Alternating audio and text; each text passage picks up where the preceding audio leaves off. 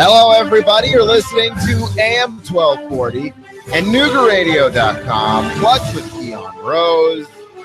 And this weekend, conference championships with the NFL. Green Bay, Atlanta, one win away from the Super Bowl, and then Steelers v. Pats. Tom Brady and Ben Roethlisberger duel battle right here on AM 1240 on Sunday afternoon, right? 3:05, I believe, is the NFC Championship game. So that's going to be very exciting. And I'm going to give you where I'm leaning on these things. I'm going to give you what's going on in my mind because I've been working on this all week, the previewing of all of these games, because I think these are going to be probably some of the more memorable NFL championship games that we've had in recent memory. They're really, really close matchups. Well, I think Atlanta and Green Bay might not be that close. Who am I leaning towards? That I will let you know as the show goes on. And then you had some interesting basketball last night.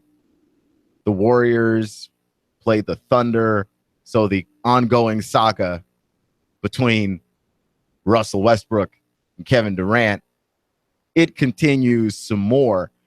And what's fascinating about it is that I feel like we make more of this thing than they do. I really do. I watched the two of them play, and I don't know. Russell Westbrook's always been an intense guy, right? And Kevin Durant has become more intense as his career has gone on. So I haven't seen anything out of the two of them that I didn't expect.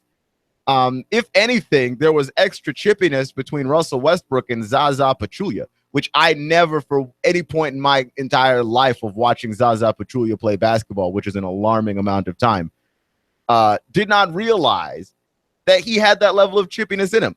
To be clear, I've never liked Zaza Pachulia. Like, I've always thought that man, he's a solid big man. He's one of those guys that gets an NBA contract to me because he is tall. And you can do that.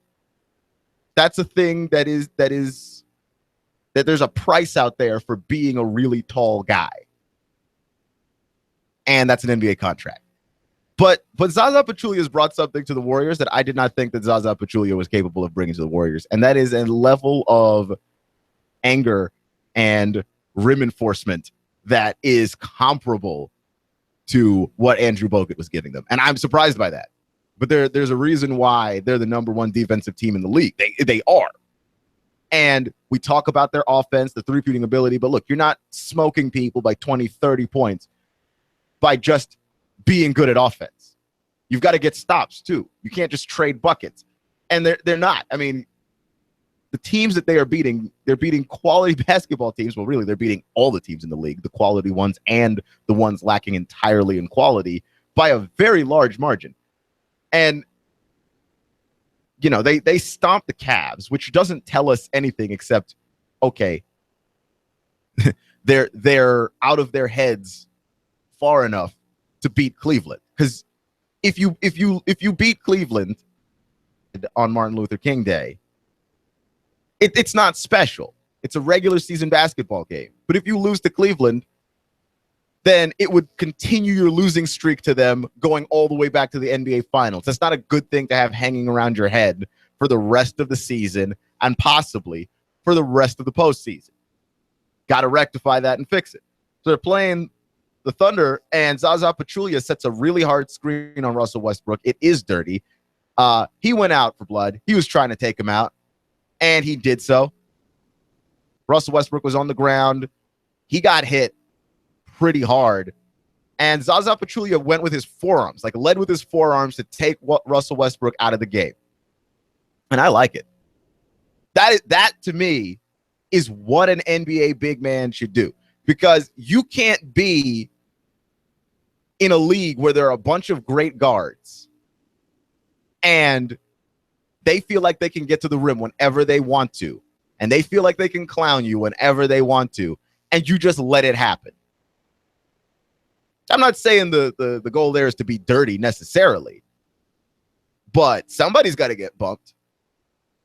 Somebody's got to get bumped. You cannot just let people walk to the rim whenever they want to, and the NBA rules are already guard-centric. They allow for guards to get to the rim more easily. Zaza Pachulia was having none of it, and it sets the tone. Because it's not going to stop Russell Westbrook from going to the rim, right? Like, Russell Westbrook does what he does. That man gets to the rim if and when he feels like it. So it's not Zaza Pachulia hitting Russell Westbrook doesn't stop him from getting to the rim.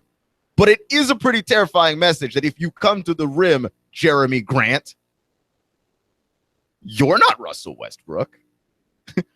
Nobody here's afraid of you. You know, if you come to the rim, Andre Roberson, no one's afraid of you either. Victor Oladipo. It sends a message to the other guys, though. Yeah, if I'm going to hit Russell Westbrook, I'll hit you too. And it affects the game. And from that point onward, it was a pretty close basketball game to that point. And from that point onward, it was a different ball game. And then in the fourth quarter, the Warriors start to pull away from the Thunder. The Thunder just not able to match the firepower and not able to stand up to the defense. This is going to be the rivalry between the Warriors and the Thunder for the rest of the time that Kevin Durant is in Golden State and Russell Westbrook remains in Oklahoma City. It's a lopsided rivalry, and that's just the way that's going to be. Oklahoma City is not a fully developed team. And there can be a rivalry between Westbrook and Durant for all we want, but there really is no rivalry because it's lopsided. If one team constantly smokes the other, that's not a rivalry. Right? Like we had and you're listening to AM 1240, NoogaRadio.com, Clutch with Keon Rose, just talking a little bit about the Thunder Warriors last night before we get to some of this NFL talk. But you had the philosophical debate between Draymond Green and LeBron James as to whether or not Cleveland Golden State was an actual rivalry. And Draymond thinks it is. LeBron thinks it isn't. And you can make an argument, honestly, both ways. That LeBron thinks it isn't. We don't play these guys often enough for this to be a rivalry. Draymond is like, but we play you guys when it matters, so it is a rivalry. That's the back and forth of it all. But Golden State, Oklahoma City is less of a rivalry than Cleveland, Golden State, even though Cleveland and Golden State play each other less. It's because there's an actual back and forth. You don't know who's going to win before the game starts. Is there anybody who believes, honestly, that Oklahoma City has a chance of beating Golden State when they lace up their shoes and get out there to play? Is there anybody out there who honestly believes that? Because I don't. I don't buy it for a half second. Russell Westbrook is the only playmaker on that team, the only guy who's like a destiny changer on that team. And he's been averaging a triple-double all season, and it matters nada. It matters not one bit, man. He's just out there literally doing things that we haven't seen since Wilt Chamberlain, and it doesn't matter because he's surrounded by a bunch of role players, really good role players. Like if you rooted for any other team in the league, your team gets better by having any of those other guys on your team. Your team gets better by having Steven Adams on your team. Your team gets better by having Enes Kanter on your team.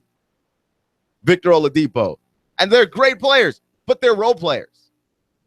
There's no other stars there. And you can't do this in the NBA with just one star. And I don't care what the old guys say about back in my day when we played. I just wanted to play against the best guys in the league. I didn't want to play with them.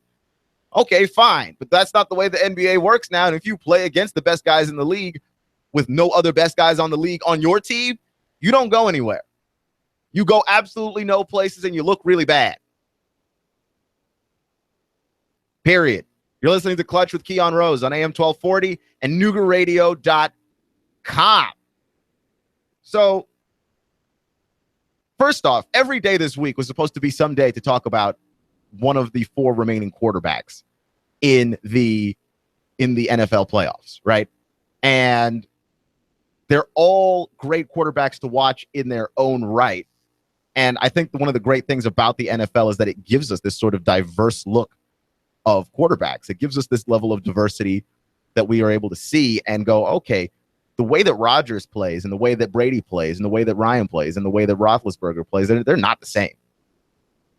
They're not the same. And you get this kind of clashing of different styles that makes playoff time in the NFL so wildly fun and so enjoyable to watch. And so I was going down the list of like, let me, gush about a different quarterback every day of the week. Started with Rodgers. That was not on purpose. It's just Aaron Rodgers does that to people. He plays football, and then you talk endlessly about the things that you saw because you've never seen these things before, right? And then with Brady, it's harder to gush about Brady because Brady's just been constantly doing what he does for so long that you just know he's great. I don't need to, like, how many more different ways can a person go, yeah, no, that guy, that dude, Tom Brady, that guy's great. Like, how many more different ways do I need to say it? Either at this point, you are in denial of Tom Brady being great, or you don't watch football, or you don't have eyes. Those are the only options left available for you when it comes to Tom Brady being great. I don't need to go down the list of accolades, the MVPs, the Super Bowl appearances. He's been to 6. He's won 4. He's done it with receivers. He's done it without receivers, undefeated regular season, all of that stuff. I mean, what do you want me to do? What else is there left to be said about Brady?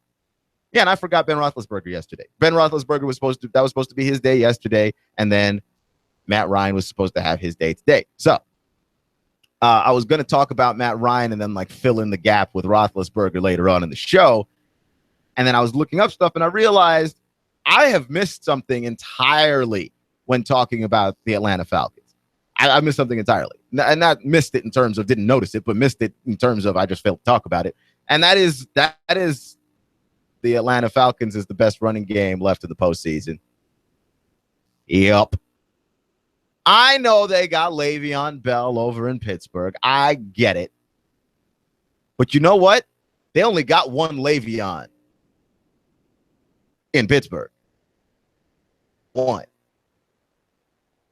There's a 2-headed dragon happening in Atlanta. Tevin Coleman and Devontae Freeman are both amazing. And quite frankly, their offense works because both of those guys are amazing. Nobody uses the play action fake more than the Atlanta Falcons. They lead the league. Matt Ryan, 25.7% of his plays that they run through play action fake. Probably because it's Kyle Shanahan. Play action fake rollout is the go-to move there, but it's very effective because you really believe that they can run the ball. And there's never a time where Devontae Freeman goes out of the game and you're looking at it and going, okay, well, he's out of the game now because he's got to catch his breath. He's got to get spelled a little bit here, so we've got some relief. No, Tevin Coleman comes in the game, and Tevin Coleman and Devontae Freeman do the same thing. And the same thing that they do is to be versatile as hell. They catch the ball well? Both of them catch the ball well. Both of them run the ball well. Both run between the tackles. Both can run outside. Both can run inside. Both of them deep routes? Absolutely. 20 yards from the end zone. Both of them are lethal. You can have them line up as a running back, flex out to the wide receiver, and now you've created a mismatch problem. You ever get Tevin Coleman and or Devontae Freeman caught up being guarded by a linebacker? The play is over. And that's what Julio Jones was talking about, where he was saying in a press conference earlier, it feels like they're open on every play. That's because on every play, it's not like somebody's open. There are somebodies open. Multiple people open on every play for the Falcons. And it starts with the running game. And I want to give a lot of credit and a lot of accolades to Matt Ryan and what he's been able to do, and Kyle Shanahan and the game planning and the scheming. But man, Devontae Freeman and Tevin Coleman, the two of them deserve an absolute ton of credit for what it is that they've been able to do in this offense, because they're both the league leaders in pass catching, yards after the catch, yards after contact. They're in the top 50 in like every statistical category, regardless of position. Right? And having all of these weapons, you want to know what's changed with Matt Ryan. I don't want to say anything's necessarily changed with him, because I feel like he's the same Matt Ryan. I don't think anything has necessarily changed. But he is a guy loaded with weapons. Nobody in the NFL playoffs has got more weapons than him. Nobody, right? And again, Pittsburgh is the next closest one. Pittsburgh gives you Antonio Brown. Pittsburgh gives you Antonio and Le'Veon. Right? Like that is fantastic. But when you consider the fact that Atlanta's got multiple receiving options and multiple running back options and a really sound offensive line and a scheme that seems to fit every single player on the roster and a defense that ain't half bad, like, this is the most well-rounded team in the NFL playoffs. And while people complain a lot of the time about how the NFL playoffs, because it's a one and done thing, you don't always necessarily get the best team in the league winning the Super Bowl. I don't think you do. In large part because, again, the sample size is so small and football can be so random. A simple bounce of the ball changes everything. But at the same time, when you look at the NFL playoffs, it does reward a certain amount of well-roundedness, that if you can do everything really well, the further you go into the NFL playoffs, the more that there's something that you can't have taken away from you. And we saw it in the Super Bowl last year. Cam Newton shows up. He's the MVP of the league, deservedly so. Amazing year. Amazing playoff run. Cam Newton looked unstoppable, but he's the one thing that you had to take away from the Panthers. And if you were able to take him away, they weren't able to do much else. And the Broncos badgered him. They just pushed him around. Tested his ball security. Tested his ability to read a defense. Blitzed him when he didn't expect it. Covered when he didn't expect it. And that one-dimensionality of the Panthers was their downfall last year. Their defense was great. Their offense was great. But their defense and offense were both one-dimensional. That's not the case for Atlanta, right? Like, Atlanta's giving you looks where you're not able to distinguish between what is a run and what is a pass with Atlanta, and they do both very well. They line up in a running formation, it's a passing play. They line up in a passing formation, it's a running play, or it's a screen play, or it's anything that gets your defense out of position. And the Seattle Seahawks had a really good defense, and they just got dispatched, albeit that, Richard Sherman wasn't 100%. 100%, but he was still in pretty good shape. So, I mean, he was good enough to go. To me, like, if you're good enough to step out on the field, then they thought you hurt is still better than option number 2 that we've got. Dispatch the Seahawks. And it wasn't close. So I'll give you my thoughts on what these sort of ramifications of this sort of brilliant offense that Atlanta has. The ramifications of that, I'll give you that later in the show. Also, we're going to talk about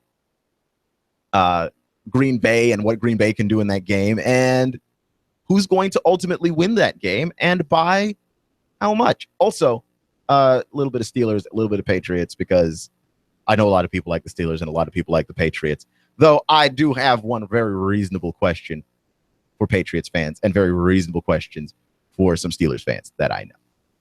When was the last time you were in Pittsburgh? Just a question. I'm not grilling you. Yeah, I'm grilling you. When was the last time you were in New England? Seriously.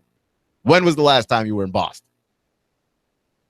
I have a serious sinking suspicion about a lot of the Steelers and Patriots fans that I see out in sports bars. Some of y'all are true fans. Some of y'all hopped on that bandwagon last week.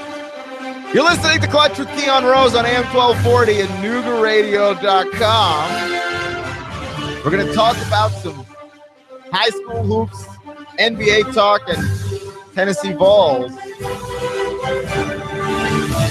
with our special guest coming up next. Clutch with Keon Rose.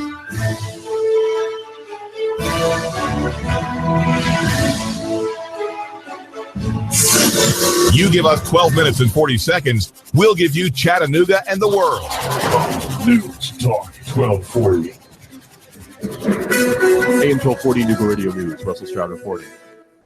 Another police chase in the Chattanooga area, this time starting in Fort Oglethorpe, when a man was pulled over for a missing taillight. The driver, Mr. Ferris, decided to speed off from that traffic stop. Fort Oglethorpe policeman firing a shot, believing that Mr. Ferris had a gun. He led police on a chase all the way from Cloud Springs Road to I-75 to I-24 before finally smashing his car at the Rossville Boulevard exit. Police surrounded him. Mr. Ferris got out of the car, miming that he had a weapon, saying, "Shoot me, shoot me." Well, they didn't shoot him. They fired a taser at him and took him into custody. It was discovered in his car, a 4-year-old strapped into a car seat, the bullet fired by the Fort Oglethorpe police officer narrowly missing her. The girl suffered minor injuries in the wreck. She's now in the custody of her mother and is safe. Ferris is now facing charges of aggravated child abuse, neglect, and reckless endangerment in addition to the chase charges. And a tree service employee fell to his death 150 feet from a tree down to a bluff on Signal Mountain. Walden's Ridge Emergency Services tried to rescue the man, but their rescue efforts were quickly changed into recovery efforts when it was discovered that there was no way he could have survived.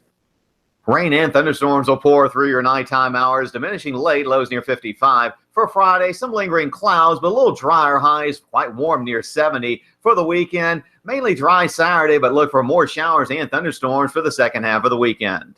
Looking for your dream home? McBriar Realty can help. With decades of experience, they get big-time results with small-town values. Licensed for the tri-state area, check McBriarRealty.com for their complete listings. And I'm Swarm 12 Chief Meteorologist Patrick Orr. On AM 1240, Hot News Talk Radio. $25 goes by quickly these days, and 25 cents still just a quarter. 25 is the years of experience Schultz & Associates puts behind filing your tax return. Quickly, correctly, and electronically. Schultz & Associates. Hi, I'm Chip Chapman with this question. Are you concerned about getting a timely refund this year? There is a solution. Ask Schultz & Associates about Refund Advantage. It's a no-interest loan that allows you to get your tax refund quickly. But some tax refund product fees do apply, so make sure and understand the details. You can receive your refund quickly via check or prepaid credit card. Ask about Refund Advantage when you visit Schultz & Associates, 6310 Bonnie Oaks Drive, or call 899-1130. Schultz & Associates. Baseball sluggers often wear the number 25, or 25 is a full MLB roster. Just happens 25 is also the years of experience Schultz & Associates puts behind filing your tax return quickly, correctly, and electronically. Schultz & Associates, 899-1130. How about we change that to Built in the USA? For over 21 years, Affordable Computers has been building computers right here in the good old USA, in Chattanooga, using the highest quality parts and components in every new computer they build. Tell us the exact system you need, we'll build it to your specifications. Or you can choose from a wide selection of our PCs and laptops, starting at under $200. All Affordable Computers are upgradable, guaranteed. Affordable Computers services their computers in store, typically within 1 to 3 days. And when you call, they answer the phone. You get support within minutes that you can understand. Affordable Computers of Chattanooga. And service and support extends for the life of the computer, not just for the warranty of the PC. So there's no reason to shop anywhere else. Call Affordable Computers now on Highway 58 Chattanooga, 423-499-1975. That's 423-499-1975. Or visit our Fort O store, 706-858-5888. There's a reason why Alliance Physical Therapy is a choice of professionals and those who care about first-class, top-notch service and treatment. Because at Alliance Physical Therapy of Chattanooga, we don't just treat the symptoms in your body. Whether you're suffering from stiffness, muscle spasms, back pain, chronic headaches every day, stress of life demanding more and more of you, Alliance Physical Therapy takes a holistic approach to healing mind, body, and soul. Alliance Physical Therapy with a location near you and 9 others in the Chattanooga area. If you don't have a doctor or if your physician's plan for chronic pain is not working, Alliance Physical Therapy will help. Visit Alliance Physical Therapy on the web at nopainpt.com. That's nopainpt.com. Alliance Physical Therapy. And now to our reporter in the field. We asked Ray at Ray's Plumbing what's important for homeowners to know. Some field line systems can cost upwards of $10,000. The bottom line is to save yourself money down the road. I would definitely recommend everybody with a septic that is not on county or city sewer to have an inspection done by a qualified professional. It'd be great if nobody did inspections on them for all plumbing companies. That's what we do to make a living. Not to scare anyone, but it should be in the back of your mind. The danger is a field line failing and costing thousands upon thousands of dollars and tearing your yard up. By preventative maintenance, you're saving yourself a large headache that may displace yourself and your family. That happens more often than you think. The waste is designed to stay in the tank, and that waste will build up over time. Even with treatment, we have to help that waste break down. Ultimately, preventative maintenance is the key that will keep you from spending $5,000 to $10,000 on replacing your septic system. The bottom line is to save yourself money down the road. Call Ray at Ray's Plumbing, 421-6341, 421-6341. You give us 12 minutes and 40 seconds, we'll give you Chattanooga and the world. News Talk 1240.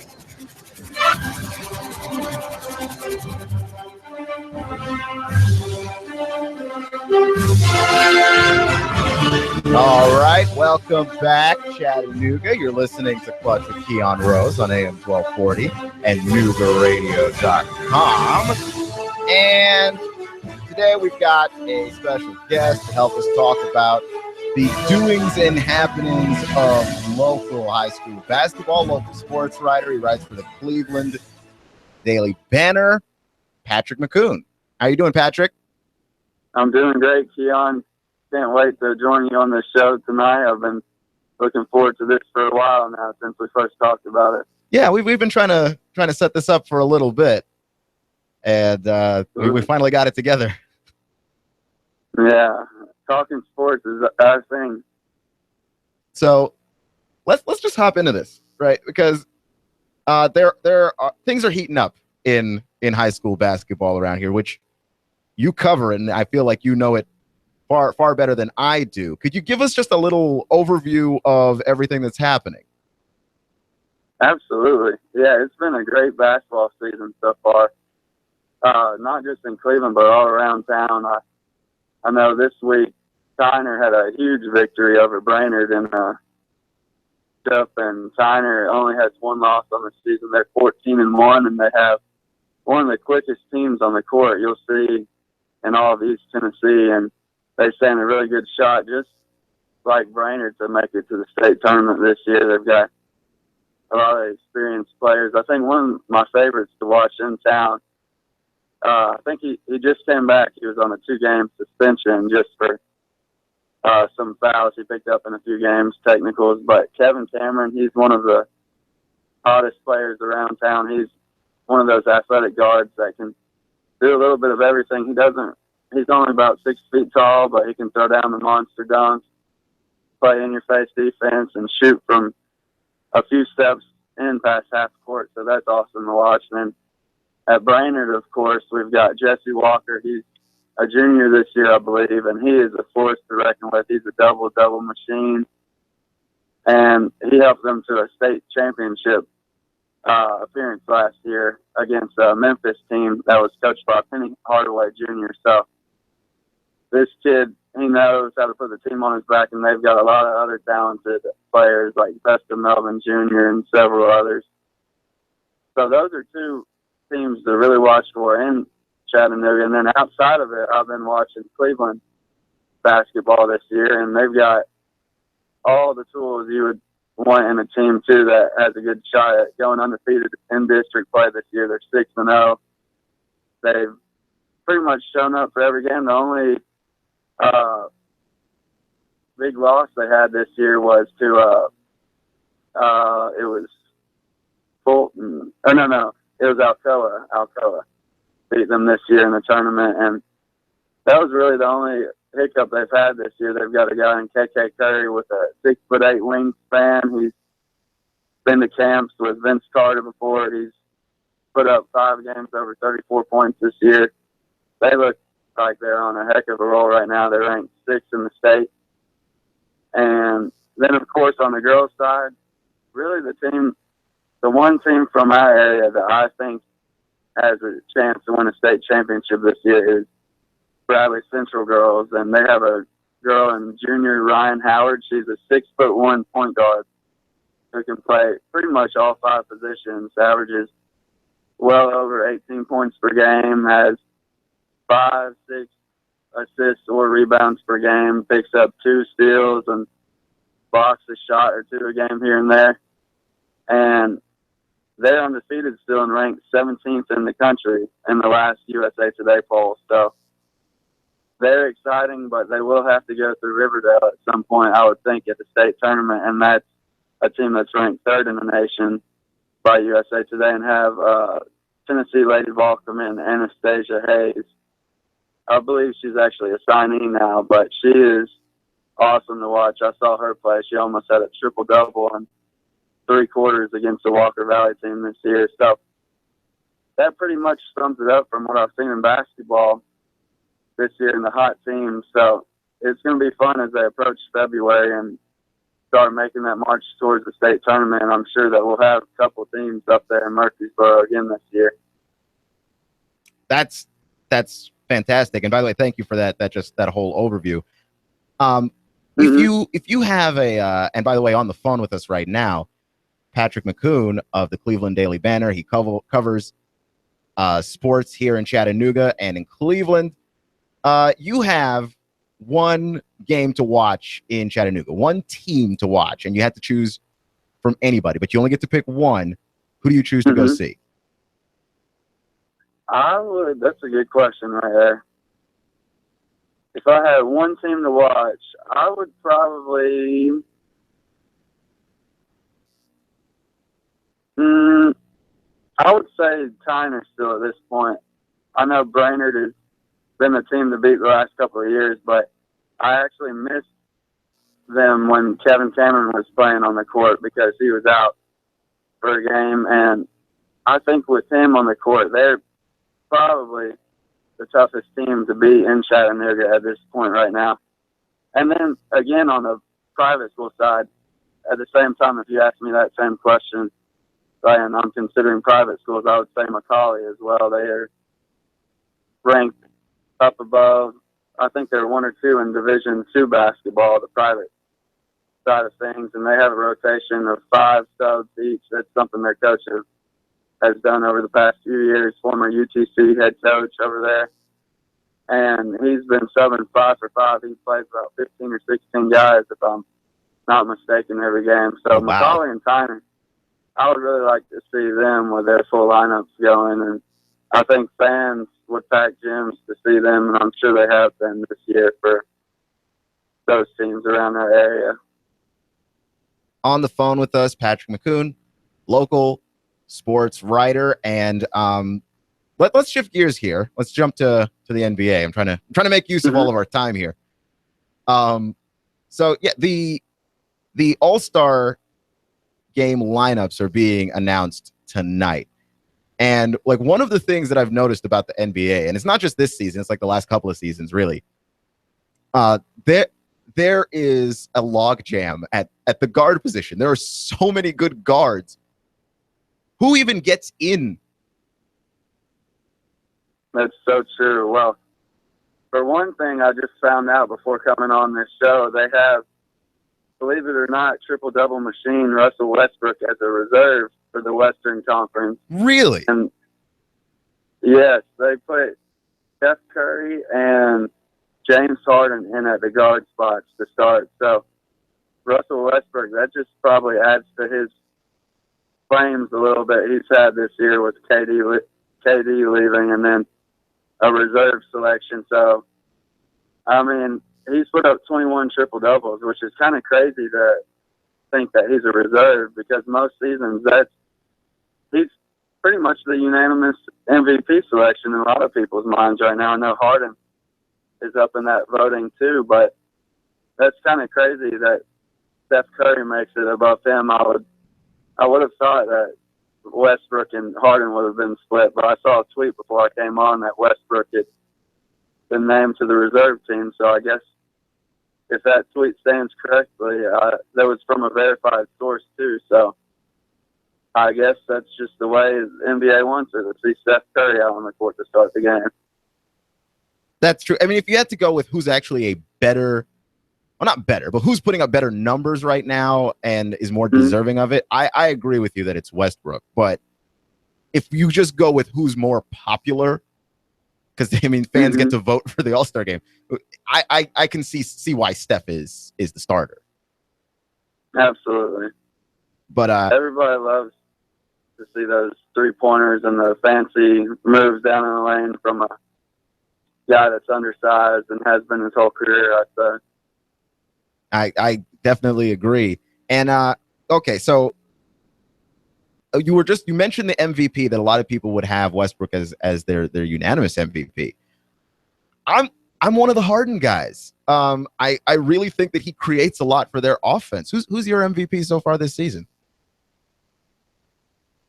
Now, I know I said unanimous MVP. I'm talking from the analysts I've heard. I actually like that pick with Harden too.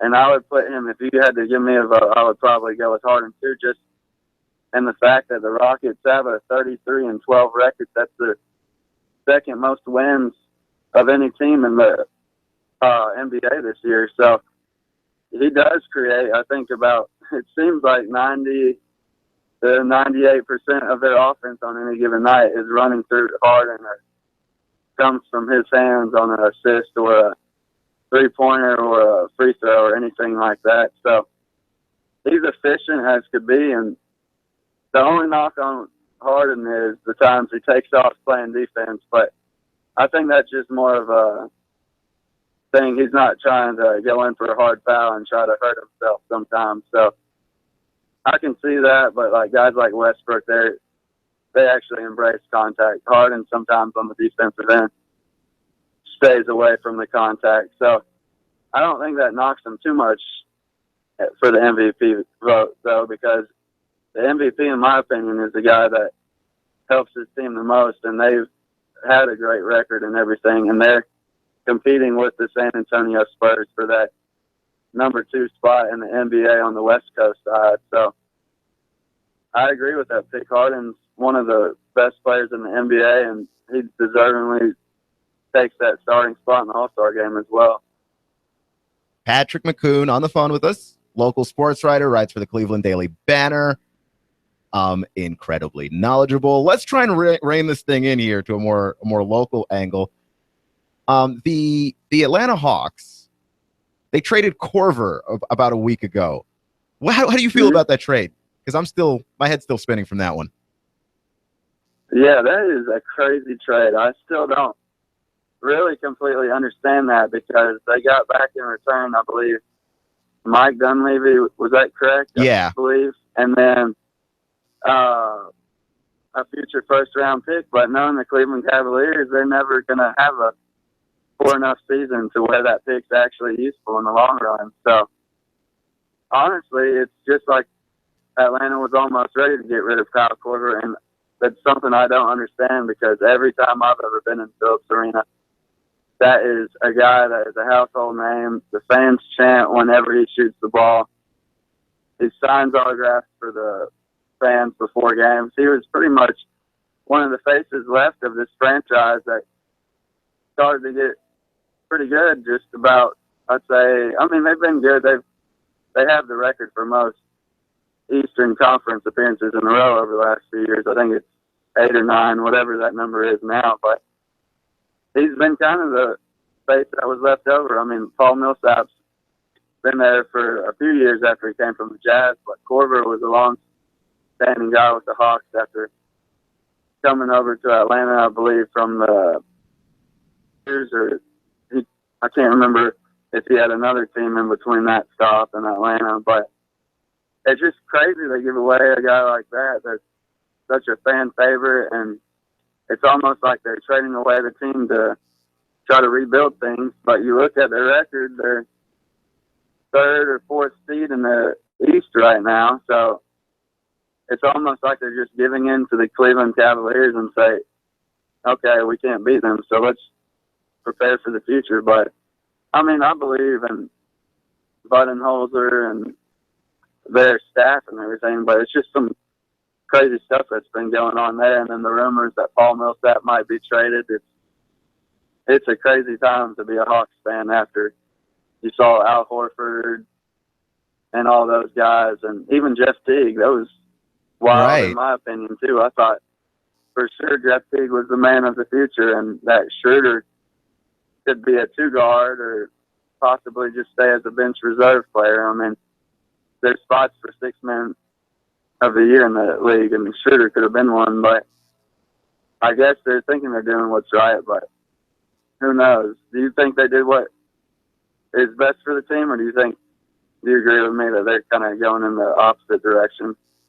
I do agree with you that they're going in the opposite direction, but I think that I don't think it's on purpose. I feel like it's sort of like it depends on what your goal is in the NBA, because you can be really, really good, be a contender for a title, but never actually get a chance to go.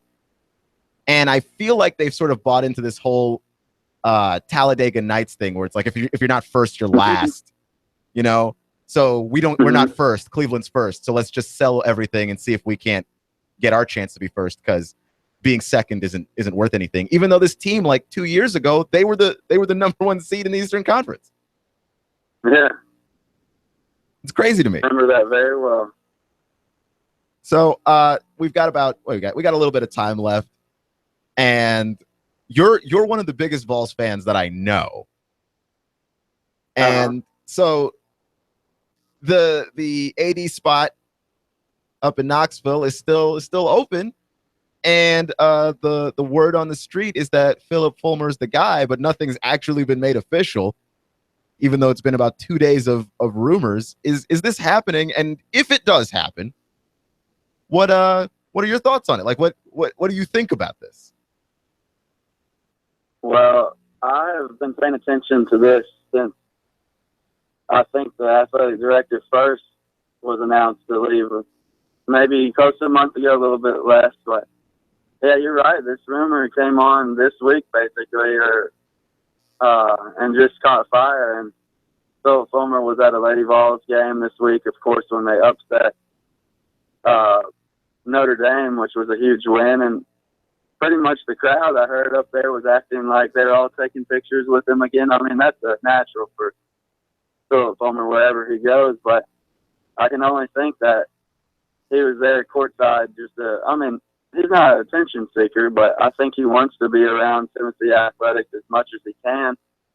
So it would only make sense for Tennessee to go after a guy that's in the top 10 all time in SEC wins. He brought a national championship to the program.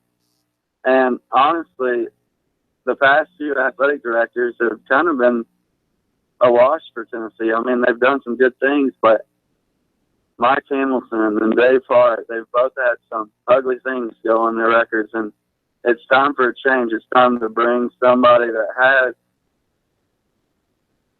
Most of the time, athletic directors are guys that come in and have been at other programs as athletic directors, and maybe not so much as head coaches of teams, but I think it's time for a new change to bring a guy that actually was a head coach and knows the inside out of all of the athletics at the program. And Philip Fulmer, I know his passion is there for the sports, and really, honestly, the only thing that I think Tennessee pushed him away from being head coach for was possibly his climbing age. But being an athletic director, that's a little bit not as much in the spotlight, and age honestly doesn't really weigh a factor into that, and he's still got his mind about himself, and it could only help, I would think, the programs at Tennessee. So I want to say they're actually working really hard to try to find something that makes the fans happy this time, and I would not be shocked at all. I'm not guaranteeing anything, but I really think Philip Fulmer stands a great chance as anybody else to get this athletic director position. So that would create quite the roar in Knoxville, because I know when he was head coach at Tennessee, that was a stretch of some of the most consistent teams ever, and that's what we preach at the end of the day as Tennessee followers or fans or anybody. We want to see consistency in Knoxville, and Philip Fulmer was one of the few guys. I mean, there's several guys, don't get me wrong, in the glory days of Tennessee football before Philip Fulmer's time too that brought consistency, but he's one of the faces of the program and of the school. So in a time where people are still mourning the loss of Pat Summitt, I think bringing Philip Fulmer back is a great decision if they decide to do that. So I'm excited to see what the future holds with that scenario. It's going to be fun to watch either way. Absolutely. On the phone with us, Patrick McCoon, local sports writer for the Cleveland Daily Banner. Thank you for joining us, Patrick. We've got about a minute left, and got a couple NFL playoff games coming up this Sunday, so we're just going to be really, really quick with this. Green Bay, Atlanta, who you got? Of course, I've got the Dirty Birds, you know.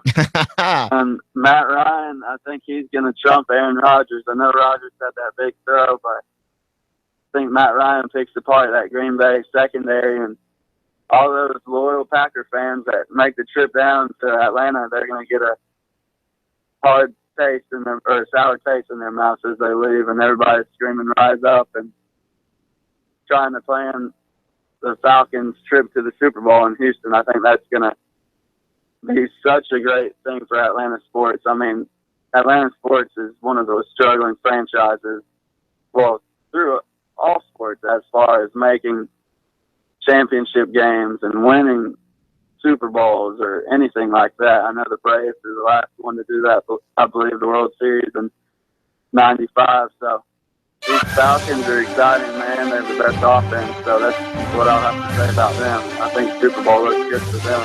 All right, Patrick. Well, that's the music there, so that means we got to run. But thank you for joining us, and thank you for bringing your knowledge to the show, man. Let's do it again. Absolutely. Have me on anytime. I enjoy the Keon.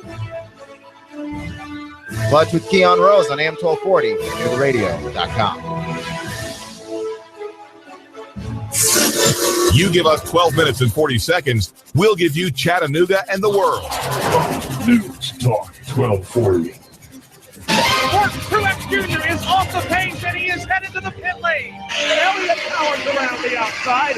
Michael McDowell pops a right front tire. Here's Martin Truex to the bottom. Blaney blocks him off too. Meanwhile, Chase Elliott went 4 wide on the back straightaway. They're side by side for the lead. Here at Live on Chattanooga's official NASCAR radio station. Hot News Talk 1240. The voice of NASCAR.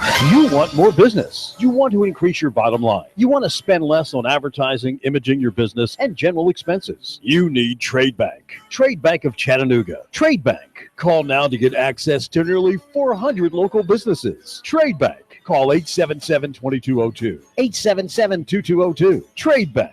You want to increase your cash flow, your competitive edge, attract new customers, and build a loyal customer base. You need Trade Bank of Chattanooga. Call right now, 877-2202. When you join Trade Bank, you'll get the benefit of free advertising in our monthly magazine, tradebank.com, emails, and mailouts. Join Trade Bank now and receive your Trade Bank debit card with trade credits to spend any way you want with our wide variety of Trade Bank partners. For almost 30 years, Trade Bank has been your voice for small business, a member of the American Bankers Association, and in good standing with you. Trade Bank of Chattanooga. Call now for a free consultation, 877-2202. That's 877-2202. Trade Bank of Chattanooga. Is your career careening, maybe sagging, wheezing? Let me suggest a job with huge income potential. Dealing with people. Call Steve or Jada for a confidential interview. 855-8484. 855-8484. Maybe the most important call you make all year. Choose Exit Realty Scenic City. Need to sell your house? Want to buy another house? Choose Exit Realty Scenic City. Our goals are simple. If you're selling, we get you the best price possible in the quickest amount of time with the least amount of hassle. Our agents are professional, competent, and courteous. We stay in touch every step of the way. If you're buying, we make sure you get all the information necessary to choose the right house in the right location at the best price. Exit Realty is one of the fastest growing real estate companies in North America. Our agents have extensive training, state-of-the-art technology, and full support support that allows us to do the best job possible for you. If you're in the market to buy or sell, call us today, 423-551-EXIT. That's 423-551-3948. If you're an agent or considering a career in real estate, call us today. See what Exit Realty can do for you. No desk fees, residual income, technology to the max, and people first. Call us today, 551-EXIT. That's 551-3948. We're located at 7610 Hamilton Park Drive, just off the Bonnie Oaks exit. Cash, cash, cash, and more cash. No, but it'll get you the gold, silver, and diamonds just for her that may get you some loving. Diamonds are a girl's best friend. It's for Valentine's Day. Are you crazy? You're just getting her flowers that are going to wilt? Give her something that'll last a lifetime. Gold, silver, diamonds, jewelry. A girl's best friend are not wilting flowers. They're diamonds. So let me tell you, my friend, don't make a mistake. Rick Davis, gold and silver, with the shiniest diamonds at the best price. But you gotta get to Rick before the deals are all gone. Don't wait. Rick Davis, gold and silver. He's got your cash, cash, cash, and more cash. And for Valentine's Day, lots of what she'll love. Diamonds are a girl's best friend. Rick Davis, gold and diamonds. 5301 Brainerd Road, Chattanooga. It's Valentine's Day, a day to be happy when you have a baby. And now to our reporter in the field. We asked Ray at Ray's Plumbing what's important for homeowners to know. Some field line systems can cost upwards of $10,000. The bottom line is to save yourself money down the road. I would definitely recommend everybody with a septic that is not on county or city sewer to have an inspection done by a qualified professional. It'd be great if nobody did inspections on them for all plumbing companies. That's what we do to make a living. Not to scare anyone, but it should be in the back of your mind. The danger is the field lines failing and costing thousands upon thousands of dollars and tearing your yard up. By preventative maintenance, you're saving yourself a large headache that may displace yourself and your family. That happens more often than you think. The waste is designed to stay in the tank, and that waste will build up over time. Even with treatment, we have to help that waste break down. Ultimately, preventative maintenance is the key that will keep you from spending $5,000 to $10,000 on replacing your septic system. The bottom line is to save yourself money down the road. Call Ray at Ray's Plumbing, 421-6341, 421-6341. Is your water making you fat? Is it making you sick? Is it safe for your kids to drink? Oh, it'd be great if it were as pure as the H2O from our Hickson aquifer, but it's not. It's polluted by fluoride. Fluoride is an officially approved industrial waste that includes traces of arsenic, aluminum, barium, cadmium, all classified by EPA as contaminants. Tooth doctors favor fluoride, of course, saying it toughens enamel in small children. Fine, great, but there's more. Fluoride eats holes in concrete when spilled at the Hickson Utility District water plant. Fluoride eats holes in brains, especially the developing brains of unborn children and preschoolers. You'll find brain dysfunction in the elderly with Alzheimer's disease who have consumed fluoride for decades. Concerned citizens are asking Hickson Utility District to get rid of fluoride. Urge the board to consider arguments for abolition. Hi, I'm David Tulis with Nooga Radio and Nooganomics.com. HicksonUtility.com. Go to the contact window, HicksonUtility.com now. You give us 12 minutes and 40 seconds, we'll give you Chattanooga and the world. WSDT Sunny Daisy, Chattanooga. Events in D.C. on the eve of Donald Trump's inauguration. We're going to unify our country. But not everyone buys into that. Many people are upset by his presidency. This is the CBS World News Roundup Late Edition. I'm Dave Barrett. A full day for President-elect Trump, who flew to D.C. from New York this morning and at a luncheon at one of his hotels, told congressional Republicans, "We have by far the highest IQ of any cabinet ever seen." All 21 cabinet nominees have been named. Mr. Trump in a dark suit and blue tie, then crossed the Potomac, and with Vice President-elect Mike Pence,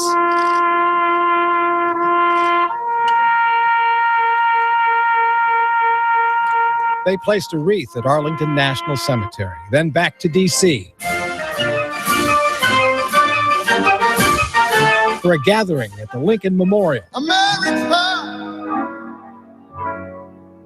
sweet America. Soul man Sam Moore there, then actor John Voight. President Lincoln, who sits here with us, I'm sure is smiling, knowing America will be saved by an honest and good man who will work for all the people, no matter their creed or color. The President-elect of the United States, Donald J. Trump, and his wife, Mrs. Melania Trump.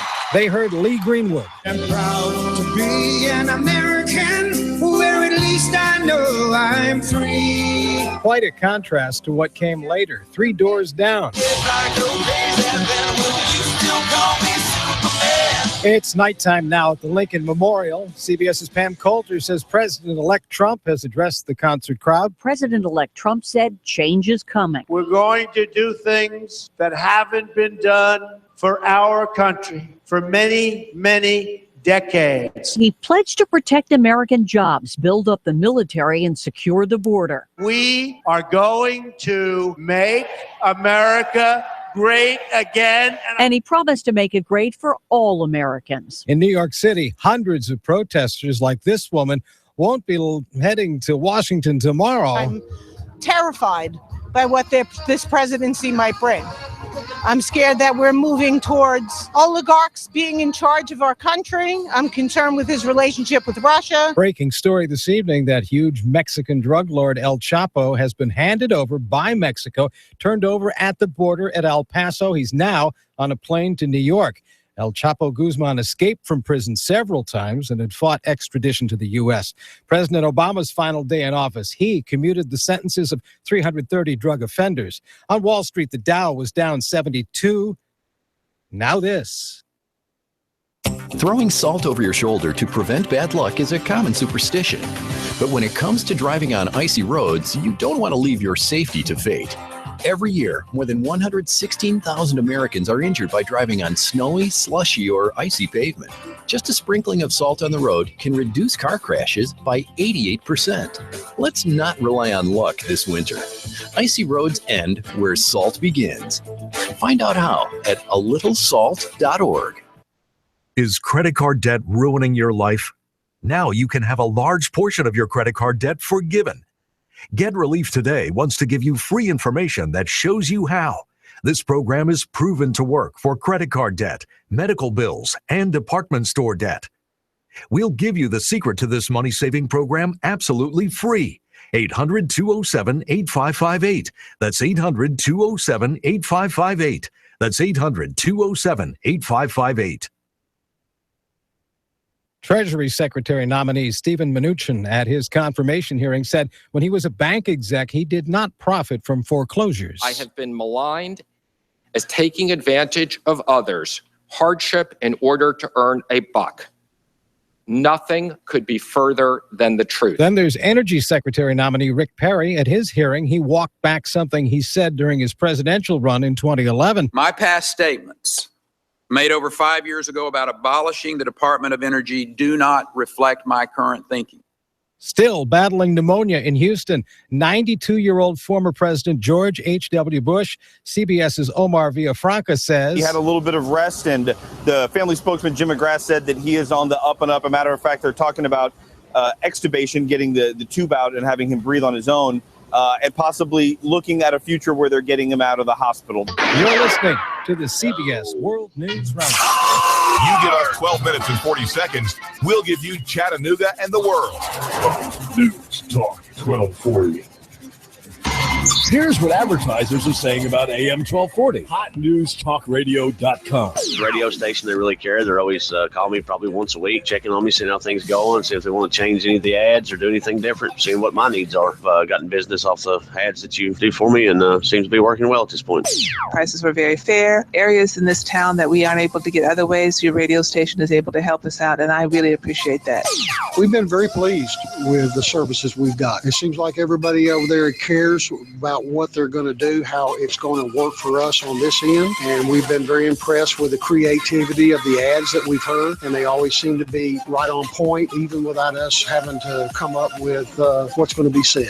I've been doing business with News Talk Radio for quite some time. It's the best place and the best value you can get for your advertisement. The commercials are great. They're very professional. I was actually blown away.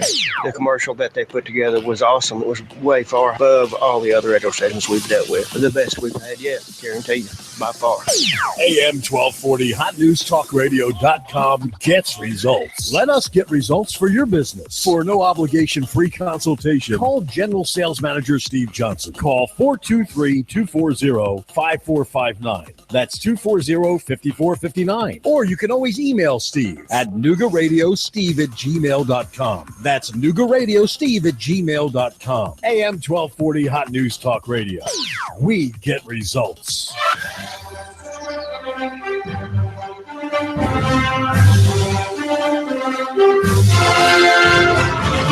You're listening to Clutch with Keon Rose on AM 1240 and NoogaRadio.com. Special thanks to Patrick McCoon for joining us just a segment ago to talk about, well, the entire world of sports, right? Like we were talking about high school basketball, but like I think one of the things that I enjoy when it comes to talking to Patrick is that he knows a lot, and he knows a lot about things in reference to what they were historically. So it's very fun to pick his brain about different subject matter. So I didn't want to just stick on any one, but obviously we have to bring it back, right? Like they're just guests that come on the show, and I think that they're very impressive, and then like they just have to come back.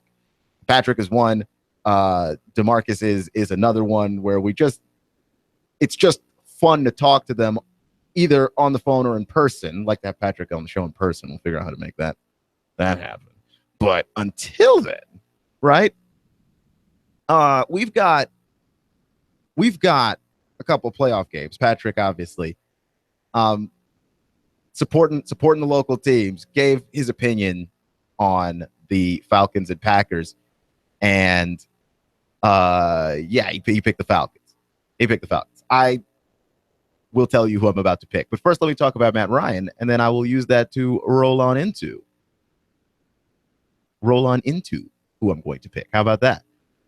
Matt Ryan is an interesting quarterback to me because I feel like he is the least unique of all the quarterbacks in the playoffs, which is not to say that I don't think that he is great, because I think that he ought to be the MVP of the league. I honestly think that of the guys whose names are being pushed around for MVP, I would rather choose Ezekiel Elliott, but we don't give that award to running backs. We give it to quarterbacks. And if that's the case, give it to me, give it to Matty Ice. Like it's obvious from where I'm standing. Brady missed 4 games with the suspension, so it can't be him, right? I feel like Derek Carr and the Raiders faded coming down the stretch. But this was before he even got injured. I think that they started to fade a little bit coming down the stretch there.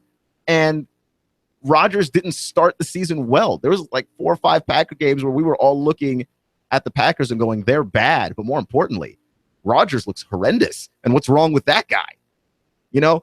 And so Rodgers turned it around. I don't think that there's a hotter quarterback than Rodgers right now, but Rodgers was not the hottest quarterback this entire season. So you can't be the MVP. You just didn't add value to your team the whole year. You for half a season and then a playoff run does not get you the MVP award, in my opinion. Maybe that's just me, right? Of all the quarterbacks being batted about, Matt Ryan has been the most consistent. He has been available for his team, because availability is an ability to. No suspensions, no injuries, no poor play for a stretch of time. It's been consistently Matt Ryan. I think that he is the MVP of the league. But I think that of all the quarterbacks in the NFL playoffs that are currently remaining, he is the least unique, which is to say what Ben Roethlisberger offers you is the fact that he is a giant human and that he is very difficult to tackle, which means that he is able to extend plays in a way that it's time-based. You can't cover receivers forever. And Ben Roethlisberger is not necessarily extending plays with his feet in terms of running around. Ben can't do what Rodgers and Cam can do. But just being large affords him the advantage of, if you send a cornerback blitz, you send a corner to hit Ben Roethlisberger, he's going to shrug it off. And the play continues. And it's that simple. He just shrugs it off and the play continues. You know, Aaron Rodgers obviously offers you that elusiveness, the dual threat quarterback that everybody thought and hoped would enter the league eventually, right? Like you see Michael Vick, just how electrifying that guy was. And then you think, well, if my quarterback could actually run, how scary could my team be? And it just, you never got the right combination of scrambling ability, speed, arm strength, accuracy, and the mental acuity necessary to take over football games until you got Aaron Rodgers. Aaron Rodgers gives you all of those things, and you need all of them together, right? You can see it in spots. Cam gives you the mobility, the arm strength, but Cam doesn't give you the accuracy, and only sometimes does Cam give you the mental side of the game, right? Russell Wilson is like the next closest guy. He gives you the mobility. He gives you the accuracy. He gives you most times the mental acuity, right? But he doesn't always give you the arm strength. Rodgers has got all of that in one guy. I just think it's like when I watched the NFL Network do the thing where they pulled a piece of every quarterback and tried to make the perfect quarterback. You essentially just made an Aaron Rodgers with different people. You made a Frankenstein Rodgers, right? I mean, Aaron Rodgers offers you that. Tom Brady offers you high levels of experience, high levels of defensive knowledge. He's able to pick apart most defenses before he's thrown the ball. He's beaten you. That's what Tom Brady offers you. Matt Ryan is not offering you all of those things on his high level. He's a very well-rounded quarterback, but he's not offering all of those things at high level, right? He's mobile enough, right? One of the things Kyle Shanahan said to Matt Ryan when he got down in Atlanta is, we're going to get you out of the pocket. You're a whole lot faster than people think. He's mobile enough. His arm is strong enough. He's definitely very accurate. That is where he does excel. He's incredibly accurate, and mentally, he does understand the game. But he's your traditional pocket passer. He's not large. He's not fast. And he's certainly not at Brady's level when it comes to slicing apart a defense. But with that being said, what Matt Ryan offers you is the thing that the NFL playoffs reward constantly. Consistency. You don't get very often in this, especially in this version and form of Matt Ryan. Really bad Matt Ryan games. Matt Ryan has been consistently, and this is why I think he should be the MVP.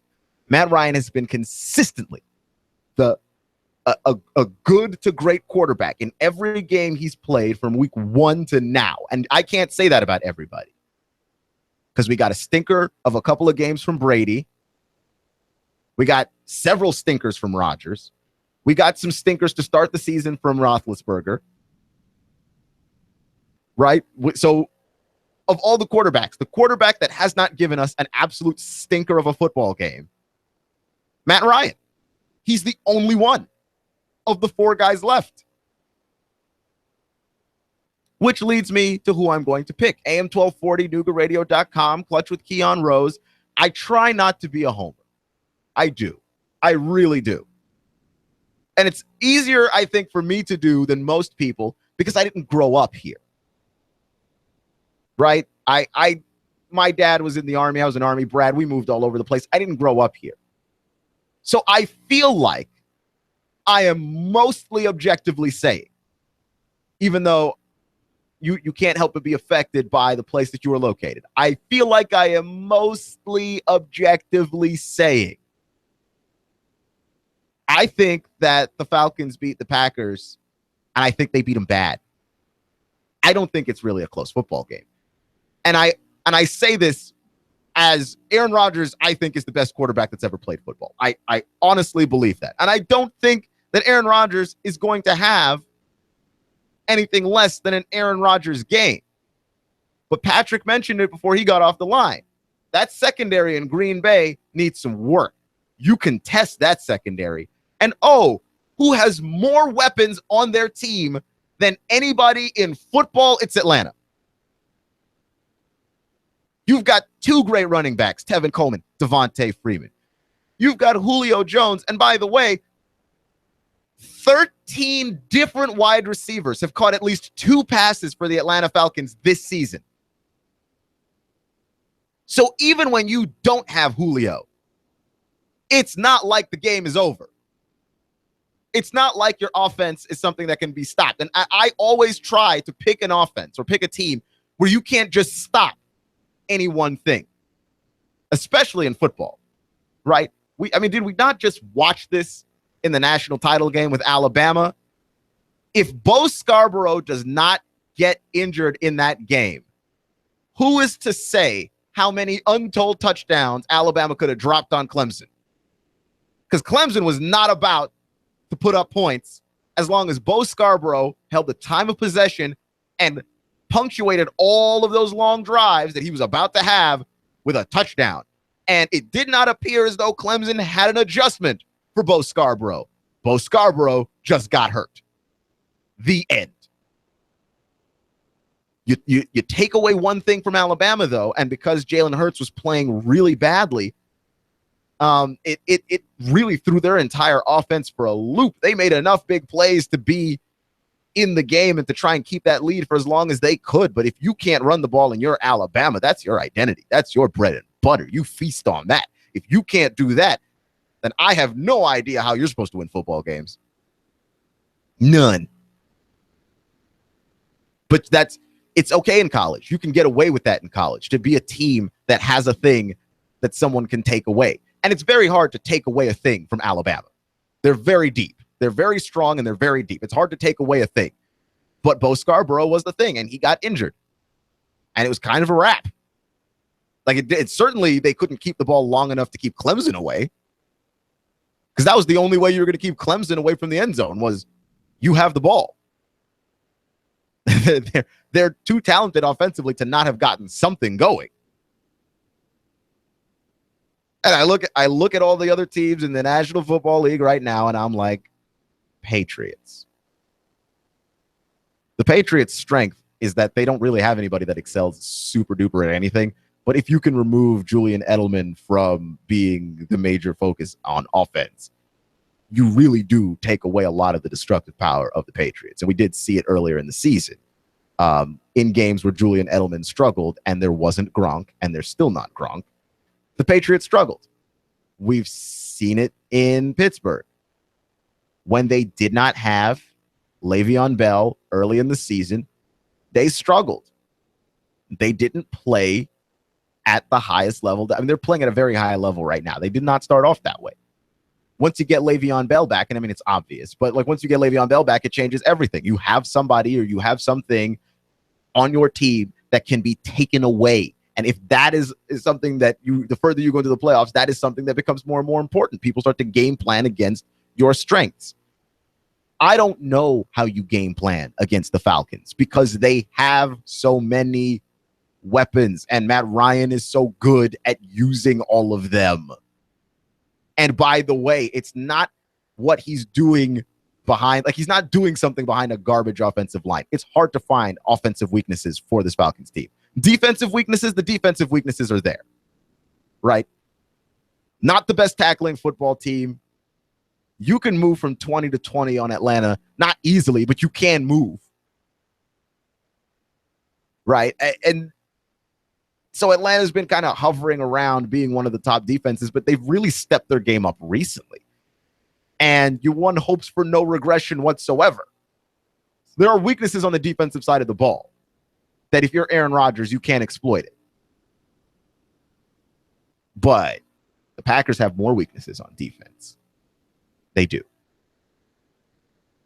4.5 point favorites are the Falcons over the Packers. I think the Falcons cover. Not only do I think that they cover, I think they cover fairly easily. This is like a 10-point, 14-point game for Atlanta. I really believe that because of what I saw them do to Seattle last week. And by the way, like I said, Aaron Rodgers is sort of that best combination of quarterback who can run and quarterback who can throw that we've ever seen. Like the next best guy doing it right now is Russell Wilson. And yeah, he got pushed around. He got beaten up. If I had to choose between Rodgers and Wilson, obviously I choose Rodgers, but Wilson is really good. And he is the next closest thing to Rodgers. If we have to try and figure out through attributes what that guy is. He's the next closest thing. And the Falcons beat him up. And by the way, Russell Wilson's got more weapons than Aaron Rodgers has got. You got Doug Baldwin. Your special team showed up that day. Right? I mean, you have to look at this and go, yep. I think Atlanta goes to the Super Bowl. I don't think it's really close. And then you go to the AFC. Ben Roethlisberger. What he gives Pittsburgh is a guy that he's hard to tackle. That guy's hard to tackle. And he extends plays. And when you extend plays and you've got a bunch of fast guys at wide receiver highlighted by Antonio Brown, then it tends not to be nearly as simple a cover to do. And I think Patriots-Steelers is an interesting game. The Patriots are 6-point favorites. I think that the Patriots win the game. I don't know, man. It's hard for me to pick against Brady in the playoffs. Like, I've been waffling on this one all week long because I really do like the Steelers. But it's hard to pick against Brady in the postseason. And unless Brady rolls up on New York or Baltimore, there really isn't any team that's consistently knocked him out of the postseason or harassed him in the postseason for me to look at that team and go, yeah, I'm going to pick against them. I'm not about to pick the Steelers now. I don't pick against Brady usually. It's hard to do. I don't enjoy doing it when I do it. When I pick against Brady, it's usually because I have a really, really, really, really good reason. My last good reason was he's playing the Giants again, and I just had a feeling about that one. And the reason before that was a gut feeling. Like there's no real good reason to pick against Brady. If you are talking to somebody and they're telling you that there's some kind of expert and that there's some kind of know-it-all about the league and they know things, and they pick against Brady, they're crazy, they're nuts. There is no good reason to pick against Tom Brady. So I'm going to pick the Steelers. And I'm not going to think about a Super Bowl pick until after those games happen. It's too much work. It's too much work. It's too much of a headache, too much of a hassle. I can't do it. Can't do it. But I don't think the Patriots are better than the Steelers. Like on paper, I really don't. I think the Steelers are actually, on paper, the better football team. But I think that Brady is better than Roethlisberger, and I think that Belichick is better than Tomlin. And that's about it. Like, it's just that's all the research that really needs to be done on that game. There's nothing else for me to try and parse through and pick. I just can't pick against Brady. You can pick against Brady in Super Bowls because, I mean, it's at that point, it's win or go home, but it's hard to pick against Brady like every other time. It really, really honestly is. You're listening to Clutch with Keon Rose on AM 1240, Noogaradio.com. By the way, at noon tomorrow, tune in right here for the current president-elect, but soon-to-be actual president, Donald Trump. He'll have his inaugural address, and we will have that here for you starting at noon. I believe the last counter I saw on Fox News was 16 hours. So you've got 16 hours to figure out how it is you're going to crowd around your radio and listen to the new president say stuff about what he plans to do with America. This is a new chapter here in the nation. And if you're not interested in trying to figure out how it is that's going to happen, like, why are you here? Honestly. Know what's happening in your world, man. Tune in. The president-elect becomes the president and has an inaugural address, and you can catch all of that here. And, of course, there'll be plenty of reaction. We've got Sean Hannity. I'm sure that when he comes on at 4, he's going to have something, or at 3, rather, he's going to have something to say about it. And you can get all of the reaction there from an intelligent conservative. So you've got all of that going for you. Like, where else are you trying to look for stuff, man? Honestly, this I want to know.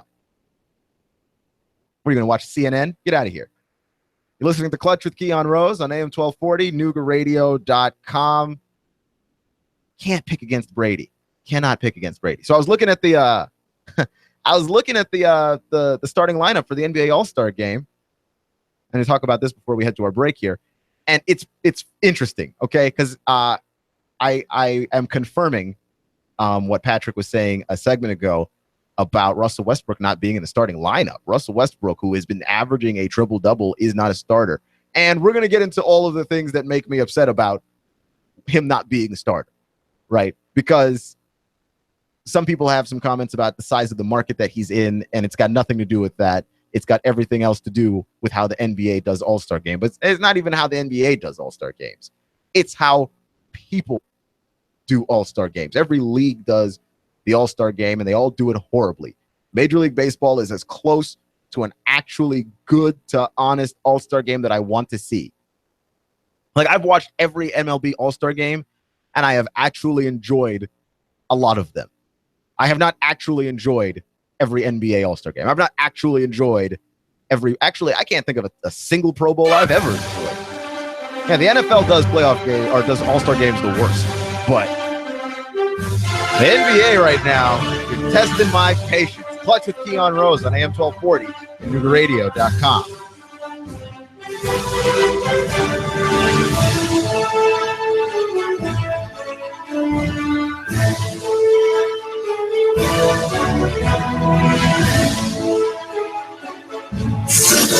You give us 12 minutes and 40 seconds, we'll give you Chattanooga and the world. News Talk 1240. AM 1240 Nooga Radio News. Russell Stroud reporting. Another police chase in the Chattanooga area, this time starting in Fort Oglethorpe, when a man was pulled over for a missing taillight. The driver, Mr. Ferris, decided to speed off from that traffic stop. Fort Oglethorpe policeman firing a shot, believing that Mr. Ferris had a gun. He led police on a chase all the way from Cloud Springs Road to I-75 to I-24 before finally smashing his car at the Rossville Boulevard exit. Police surrounded him. Mr. Ferris got out of the car, miming that he had a weapon, saying, "Shoot me, shoot me." Well, they didn't shoot him. They fired a taser at him and took him into custody. It was discovered in his car, a 4-year-old strapped into a car seat, the bullet fired by the Fort Oglethorpe police officer, narrowly missing her. The girl suffered minor injuries in the wreck. She's now in the custody of her mother and is safe. Ferris is now facing charges of aggravated child abuse, neglect, and reckless endangerment in addition to the chase charges. And a tree service employee fell to his death 150 feet from a tree down to a bluff on Signal Mountain. Walden's Ridge Emergency Services tried to rescue the man, but their rescue efforts were quickly changed into recovery efforts when it was discovered that there was no way he could have survived. Rain and thunderstorms will pour through your nighttime hours, diminishing late, lows near 55. For Friday, some lingering clouds, but a little drier highs, quite warm near 70. For the weekend, mainly dry Saturday, but look for more showers and thunderstorms for the second half of the weekend. Looking for your dream home? McBriar Realty can help. With decades of experience, they get big-time results with small-town values. Licensed for the tri-state area, check McBriarRealty.com for their complete listings. And I'm Sworn Sheen 12 Chief Meteorologist Patrick Orr. On AM 1240, Hot News Talk Radio. $25 goes by quickly these days, and 25 cents still just a quarter. 25 is the years of experience Schultz & Associates puts behind filing your tax return. Quickly, correctly, and electronically. Schultz & Associates. Hi, I'm Chip Chapman with this question. Are you concerned about getting a timely refund this year? There is a solution. Ask Schultz & Associates about Refund Advantage. It's a no-interest loan that allows you to get your tax refund quickly. But some tax refund product fees do apply, so make sure and understand the details. You can receive your refund quickly via check or prepaid credit card. Ask about Refund Advantage when you visit Schultz & Associates, 6310 Bonnie Oaks Drive, or call 899-1130. Schultz & Associates. Baseball sluggers often wear the number 25, or 25 is a full MLB roster. Just happens 25 is also the years of experience Schultz & Associates puts behind filing your tax return quickly, correctly, and electronically. Schultz & Associates, 899-1130. How about we change that to built in the USA? For over 21 years, Affordable Computers has been building computers right here in the good old USA, in Chattanooga, using the highest quality parts and components in every new computer they build. Tell us the exact system you need, we'll build it to your specifications. Or you can choose from a wide selection of our PCs and laptops, starting at under $200. All Affordable Computers are upgradable, guaranteed. Affordable Computers services their computers in store, typically within 1 to 3 days. PCs. And when you call, they answer the phone. You get support within minutes that you can understand. Affordable Computers of Chattanooga. And service and support extends for the life of the computer, not just for the warranty of the PC. So there's no reason to shop anywhere else. Call Affordable Computers now on Highway 58 Chattanooga, 423-499-1975. That's 423-499-1975. Or visit our Fort O store, 706-858-5888. There's a reason why Alliance Physical Therapy is a choice of professionals and those who care about first-class, top-notch service and treatment. Because at Alliance Physical Therapy of Chattanooga, we don't just treat the symptoms in your body. Whether you're suffering from stiffness, muscle spasms, back pain, chronic headaches every day, stress of life demanding more and more of you, Alliance Physical Therapy takes a holistic approach to healing, mind, body, and soul. Alliance Physical Therapy with a location near you and 9 others in the Chattanooga area. If you don't have a doctor or if your physician's plan for chronic pain is not working, Alliance Physical Therapy will help. Visit Alliance Physical Therapy on the web at nopainpt.com. That's nopainpt.com. Alliance Physical Therapy. And now to our reporter in the field.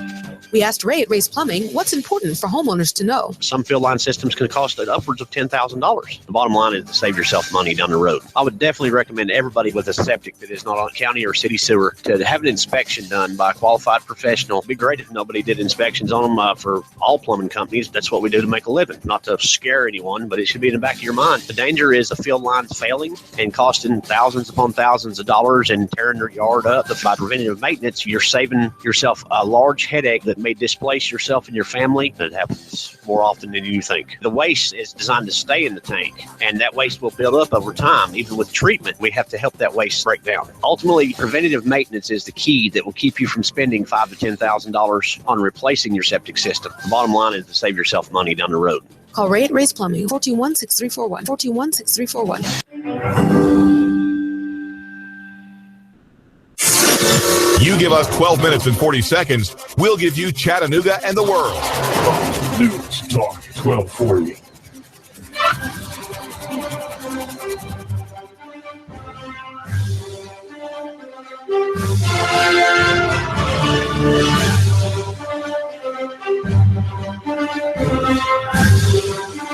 Don't miss Donald Trump's inaugural address tomorrow at noon. There's no reason for you to. AM 1240 and Noogaradio.com. We've got you covered. We're the place to be if you want to hear that. That's going to be breaking news, and I'm sure other places in town are going to play snippets of it for you. We have the whole speech. Game over. So, the NBA All-Star Game is it bothers me. It bothers me. But it's not just the NBA All-Star Game. It's the NHL, which we never really delve into because I feel like NHL is not big enough here, even though the Predators are very good. The Predators are very, very good. They're yearly very, very good. We never talk about the Predators. But the NHL All-Star Game, like the NBA All-Star Game and the Pro Bowl, is a joke. And it's a joke because fans vote. Fans vote.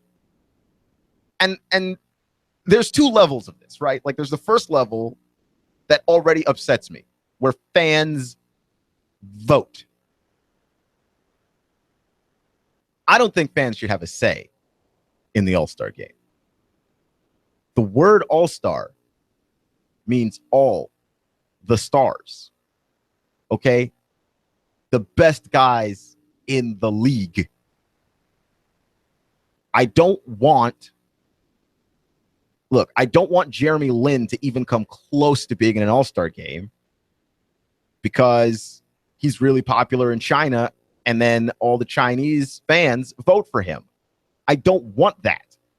Okay, I just don't. It defeats the purpose of the game. I want the best players in the game to play. All right, and maybe that best player has just the best skill or some best stats or a best style, but some kind of best. Jeremy Lin doesn't give you that. Okay, period. Fans vote for this stuff. And Charles Barkley said this a million times, and I agree with Sir Charles. Fans don't know what they're talking about. Fans don't know anything. They don't know anything. Because you sit down at home, watch the TV, and when the media cooks up some story about, oh, look, Antonio Brown Facebook Lived his team's locker room, is that going to be a distraction? We buy it. And you know why we buy it? Because we're fans and we don't know anything. I'm counting myself in this too. I look, I know a lot. I don't know everything, and I certainly don't know more than a bunch of players. I don't know more than the peers of the athletes who are actually making the All-Star game. I don't know more than coaches. I don't know more than certainly members of the media who have watched a ton of basketball. Like I don't know more than David Aldridge. David Aldridge is incredible, and he's watched so much more basketball than me. He's got so much more knowledge of the game. He's just got so much experience viewing it and analyzing it and breaking it down and talking to the biggest names and understanding the dynamics of an NBA locker room. Like, of course he knows more than me and you. So why are we voting? That's one. That's one that bothers me right off the bat. Fans don't know anything. We think we know stuff. We know nothing. Secondly, you get multiple votes. So literally one fan with no job, of which I am sure there are several. None of you, of course, but I'm sure they're out there in the world just going, oh, yeah, well, I want to see Kemba Walker in the All-Star game, so I'm just going to vote a million times for Kemba Walker. Even though Kemba Walker's not the best guard in the Eastern Conference. Kemba Walker's not the second best guard in the Eastern Conference. Kemba Walker's not the third best guard in the Eastern Conference. You see where I'm going with this? You shouldn't be able to vote as many times as you want to, because then now you're defeating the purpose of a democratic process. So already, step one, the democratic process that allows for an All-Star game to even happen is broken because the people voting don't know anything about anything. And then step two, the people who don't know anything about anything get to vote millions of times, and not just as a result of cheating, right? Like, remember when Donald Trump thought the election was rigged, and he thought, like, look, the Clinton campaign, they're doing this thing, they're sending multiple people to vote multiple times, and they're using the social security numbers of dead people and all the stuff. Right? Because you're not supposed to be able to vote multiple times, because that would defeat the purpose of a representative democracy, whereupon I am represented by my one vote. I cannot be outvoted by a single other person 300-1. That's stupid. That is incredibly stupid. And yet, here we are. NBA All-Star game. Russell Westbrook is like the single most dominant force at point guard in the NBA, much less the Western Conference. He's coming off the bench in the Western Conference behind Steph Curry, who, and you know that I got a lot of love for Steph Curry. I like Steph Curry. I like Steph Curry a lot. He's one of my favorite players in the league. If I had to sit down and choose who to watch on a given night, and you just hand me the remote, everybody in the league's playing, who do I sit down and watch? I probably watch Steph or KD. And now I don't have to choose because they're on the same team. It's probably one of those two guys, to be completely honest with you. To me, they're the most fun guys to watch in the league. Right? Period. I enjoy watching Steph more than I enjoy watching Russ, because I think Steph's game is prettier.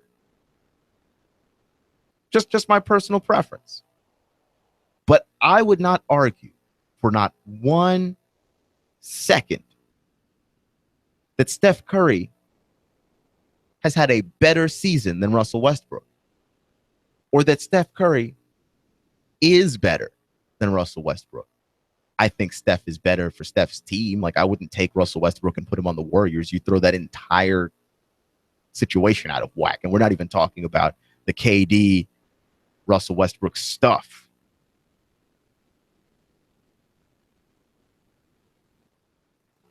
Like, we're not even talking about like their beef. You throw the entire thing out of whack because Russell Westbrook is so ball dominant and the Warriors are so much about moving the ball and that fluidity. But Russell Westbrook is on a team where he's the only star and everybody else is a bunch of role players, and that team is a playoff team. That team is a playoff team. And he's averaging a triple-double, which I didn't think that we'd ever see that again, averaging a triple-double. Like, when we talk about it, it's like it's just this mystical, magical thing that Wilt did once. Well, not once, several times. But, like, it's a mystical, magical thing that only Wilt did. And only Wilt could do it because only Wilt played in a league where he got to be the biggest guy. And only Wilt is Wilt. Secondly, if it did ever happen again, I never thought it would be a guard that would do it. Like, Russell Westbrook is doing something insane, absolutely mind-bendingly insane. It defies all basketball logic that he can do this and still be on a winning basketball team. It's not like he's doing this and he's putting up numbers on a team that is not going anywhere, is going backwards fast. This is a winning basketball team. They have no chance of beating like the best teams in the league, right? They're never going to beat the Spurs, the Warriors, the Cavs, at least not when those teams are trying. But on a team with just role players and himself, they can beat everybody else. How is that guy not starting in the All-Star game? Makes no sense. None whatsoever. It's a bad... Everybody that voted for Steph Curry over Russell Westbrook, bad opinions. Bad takes. All of you. The best two guards in the West are James Harden and Russell Westbrook, period. But you just end up with this bad voting system that ends up, like, that's why you end up with these all-star games that sometimes you just look at the lineup and you just kind of scratch your head a little bit.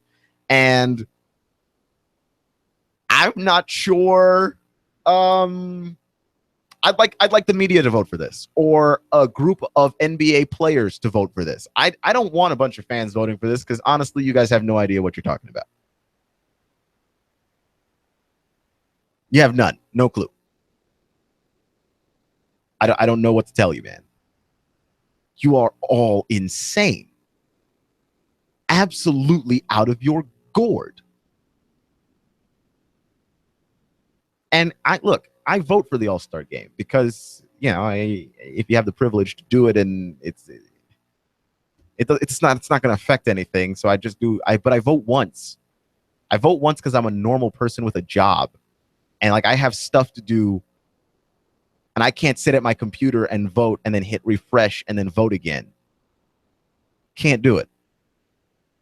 Can't do it. Right? Like I would like for John Wall to be in the NBA All-Star game. I did vote for John Wall.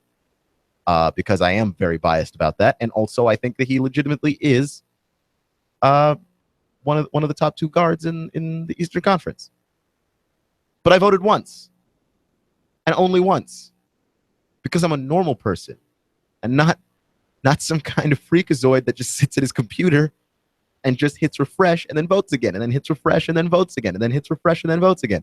What is that? Why is that even allowed? It's like we're so sophisticated online now. If you do something online, most websites know what your IP address is and what device you are using. So at most, you could only get as many votes as devices you have. Maybe you've got a computer, a phone, and a tablet. Well, then you get 3 votes. But you don't get to just vote a million times, a literal million times. And speaking of things that are preposterous, you realize Zaza Pachulia is going to be in the All-Star game, right? He's going to be there, and it's going to make perfect sense. And I don't understand that either. I like Zaza Pachulia now. Now, I've been converted. He brought the wood to Russell Westbrook, and I think big guys should do that. Someone's got to be the enforcer on your team, and the Warriors are way too easy to push around. I mean, we've seen 2 NBA finals where the Warriors have been way too easy to push around. And Cleveland really enjoys pushing them around. The fact that Zaza Pachulia went at somebody who would actually push back if you pushed him around, I like that from Zaza. I think that that's a very good message to send to the rest of the NBA. But maybe that's just me. But I don't want to see Zaza Pachulia in an all-star game. Who on earth signed up for Zaza Pachulia? Like, there are guys that have been in the past on the bubble of all-star games, and you're like, you know what?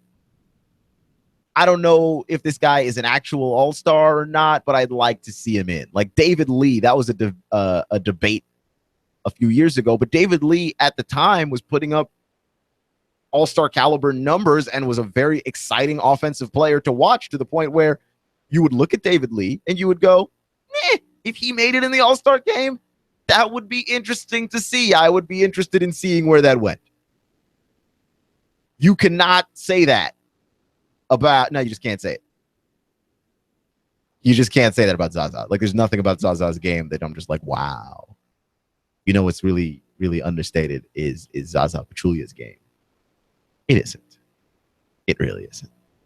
Zaza Pachulia's game is exactly what we think it is. He's a role player.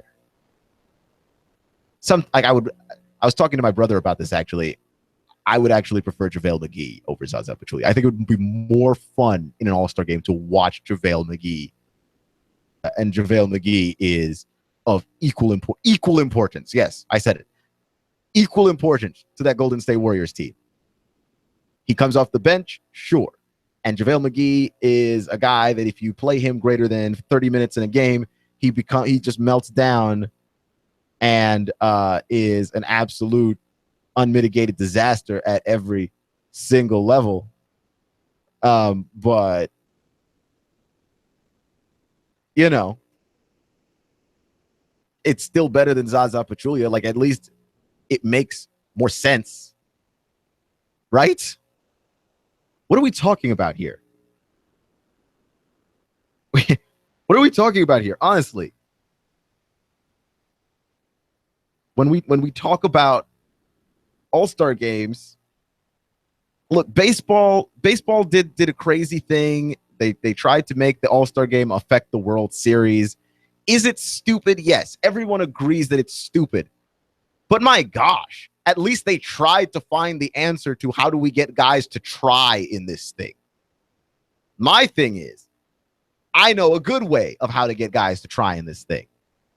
Have the all-star game decided by a bunch of other NBA players. Like, there's no good way to do this without it turning into a giant popularity contest. But I don't know if you've noticed. It already is a giant popularity contest. And by the way, I saw this thing on Twitter that just frustrated me. You're listening to Clutch with Keon Rose on AM 1240 and NoogaRadio.com. Absolutely frustrated me. Frustrated the dickens out of me.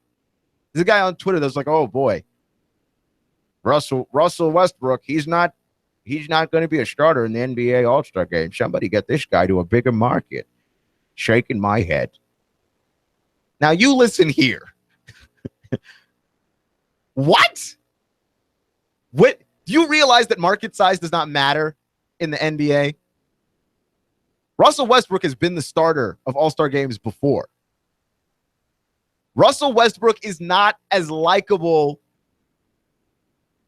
as Steph Curry. Period. Kids, people 18 and under, whatever you call those people, because I mean, I suppose they could technically also be millennials, but I feel like there's a certain level of adulthood that we're starting to ascribe to millennials. So if you're under the age of like 18, whatever horrible thing that they choose to call you, and when they start to mock you with their old people stuff, saying that you're the worst thing that ever happened and that you're the most narcissistic thing that ever happened, yeah, it's going to be all nice and dandy and fun. But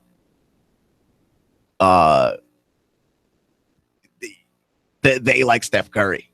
They like him a lot. I look, Chattanooga, my boss has talked to me all the time about talking about local sports and trying to stay local and trying to keep this thing in, because the temptation to talk about national sports is very easy. It's so much more widely exposed and so much more simple to talk about in a lot of ways because of the access that you have to all of the sound bites and all the data and all of the stats, that the more local you get, you just don't have that level of access, right? Which is fine. And I'm very cool with talking about local sports because we have a lot of great things happening here. Our local boxing, our local high school basketball scene is incredible. We have a lot of great things going on at UTC. But even for a place like Chattanooga that feels in a lot of times like a small town, like a very small place to be, Steph Curry is here. I see Steph Curry shirts and Steph Curry jerseys all over the place, and it's always kids wearing them. Anytime I see a Cleveland LeBron, it's a guy my age or older wearing it. Even a Miami LeBron, it's always a guy my age or older wearing the LeBron jersey, right? Like 26, 27, 30, 35-year-olds. Like my age or older, they're the ones that like LeBron. Kids love Steph. I haven't seen a Russell Westbrook jersey anywhere, and that's not about market. That's not about market size, because if it was about market size, the Oakland Raiders wouldn't be trying to not be the Oakland Raiders, right? It's not just about market size. The internet allows everyone to get a level of exposure. Steph Curry has the sexier game. The way he plays is more enticing to watch. And look, kids who sit down and have access to a computer and the ability to vote multiple times a day and are more likely to vote multiple times a day, they're the ones that are going to vote in a guy like Steph Curry over a guy like Russell Westbrook. This isn't about market size. To turn this into about market size is to have a complete and utter lack of understanding as to how it is that someone can brand themselves in the year 2017. You can brand yourself without being in a giant market very easily. We have done this at this radio station. We cover things all over the world here in Chattanooga. Okay? You can brand yourself in a place that isn't LA. Get Russell Westbrook to a bigger market. How about you change the voting in the All-Star game to something a lot less stupid? How about that? How about we get a bunch of players? I would like an 80-20 blend of players to media voting on other players to be in the All-Star game. Because you know what would happen then? You'd get a 1-to-1 vote from everybody, and you get a guy like Russell Westbrook. He'd be starting. He's averaging a triple-double. He ought to be starting, and he'd actually be starting. You're listening to Clutch with Keon Rose on AM 1240 and NoogaRadio.com. Special thanks this week to Patrick McCoon and Marcus All Business Rogers for joining us on the show. Remember, it's not how you start, it's how you finish. Stay clutch, and I'll see you all next week. You give us 12 minutes and 40 seconds, we'll give you Chattanooga and the world. News Talk 1240. Truex Jr. is